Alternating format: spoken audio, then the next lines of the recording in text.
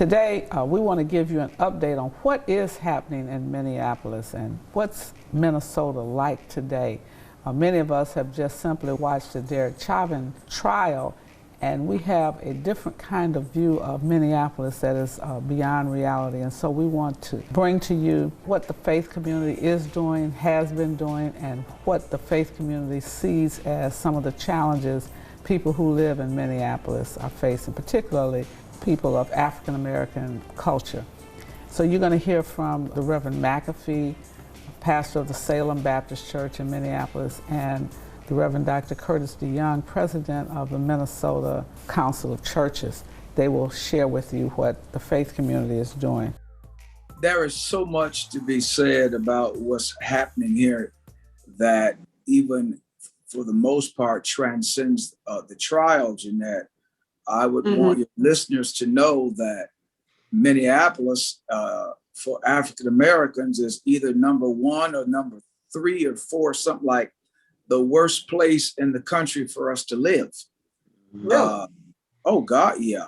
And this is the backdrop of what can birth a Derek Chauvin. You know, we're seen from the outside as this icon of diversity and everything else, and we're anything but. So from housing to education to incarceration, you name it, we're about at the bottom of the list.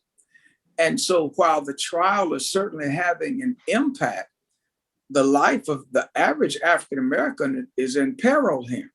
If I'm not mistaken, the median income don't transcend $36,000 a year.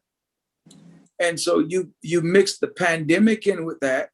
You mix the regularity of the Derek Chauvinist type attitude, along with now the new death of the young man, Deontay Wright. We are in peril from without and from within.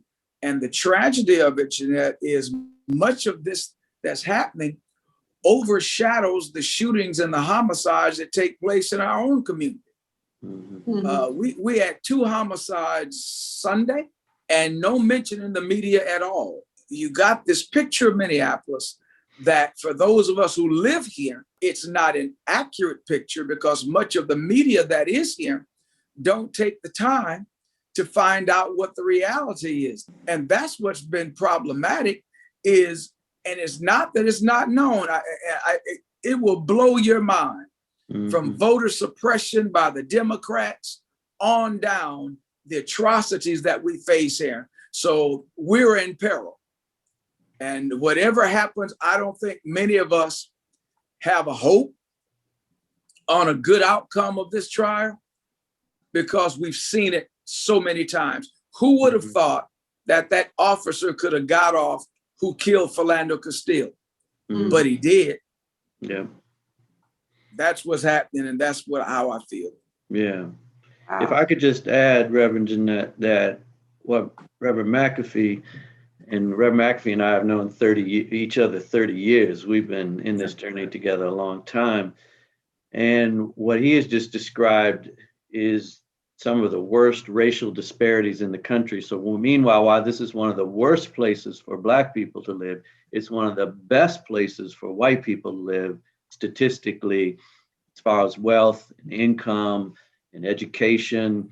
And it's also a very highly segregated place. So most white people have no daily interaction with Black people, have no lived experience or awareness of what Rev has just shared with us.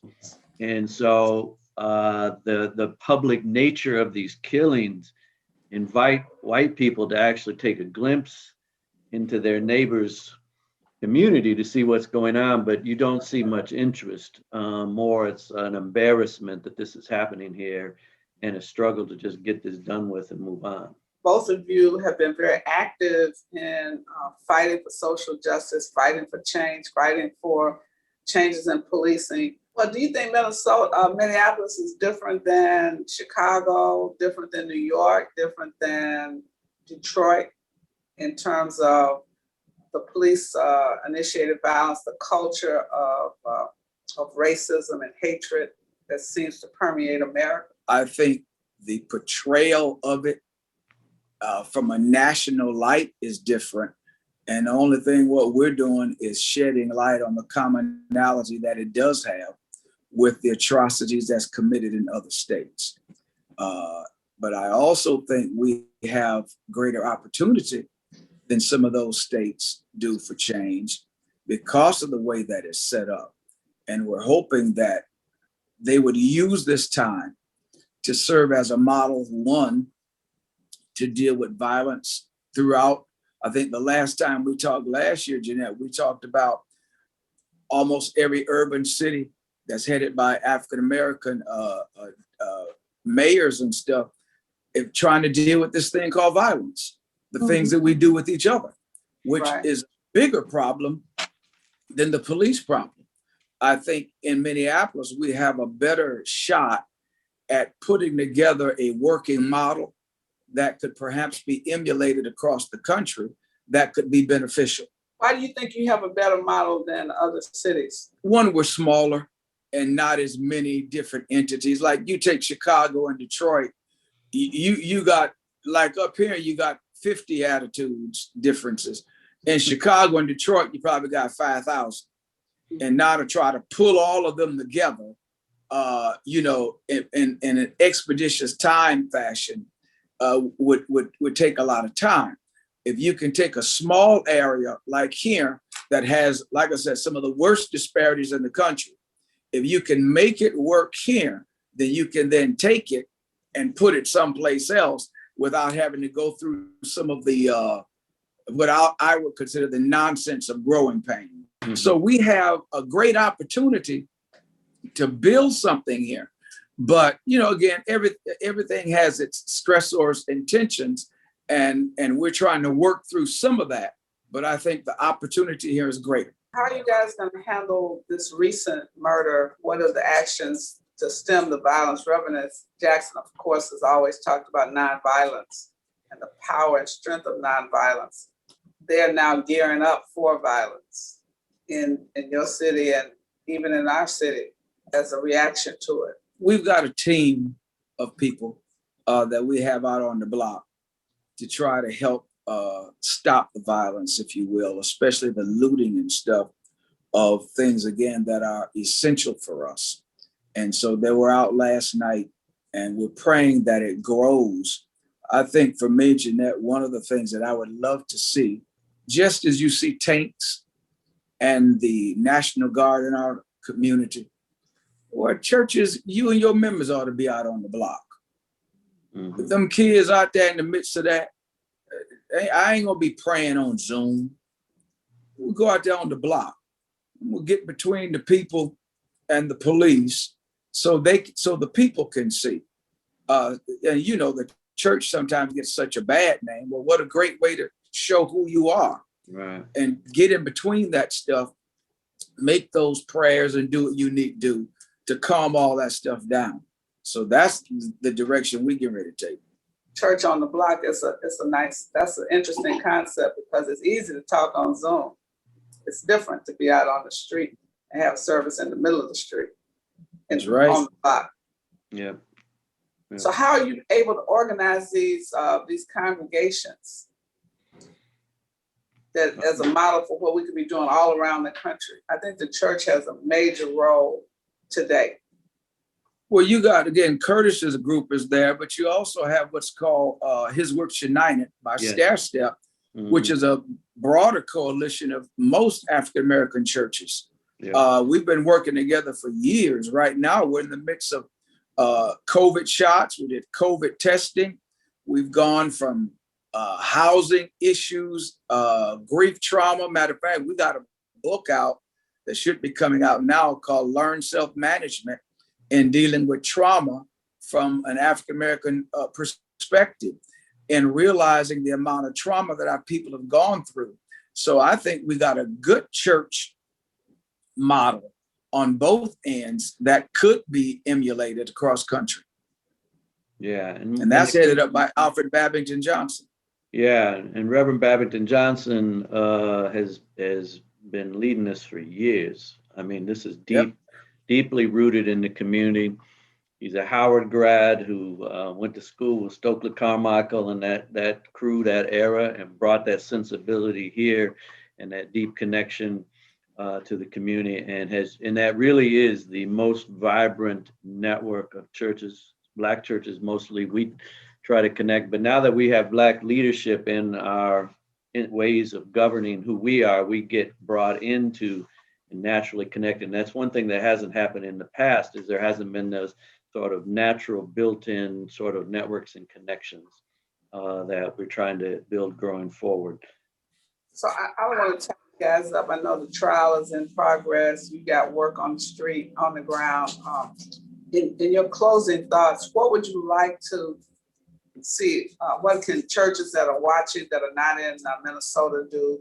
What can our faith community do to help and deal with the response? And then I would think from the white church, do we need to write a letter from Minneapolis, like Dr. King wrote from the Birmingham jail? I do think that there needs to be some, that's a good idea, by the way, Rev. We maybe should reconvene on that. But there needs to be. I want to do that. I think what this latest killing shows us is that the issues are not just Minneapolis. This is a system-wide issue on policing. There's many, if you try to address policing, you've got so many municipalities that have their own police. So we need some national action. We need some state action, number of bills sitting at our own state legislature that need to get passed, as well as the local work. So, you know, the national church could take a lead on trying to make policing center. And then I think we need to not miss what Rev has continued to say throughout our conversation, but says regularly here, is that there's an issue around violence right in communities. You know, there's violence in white communities too. It just doesn't get talked about.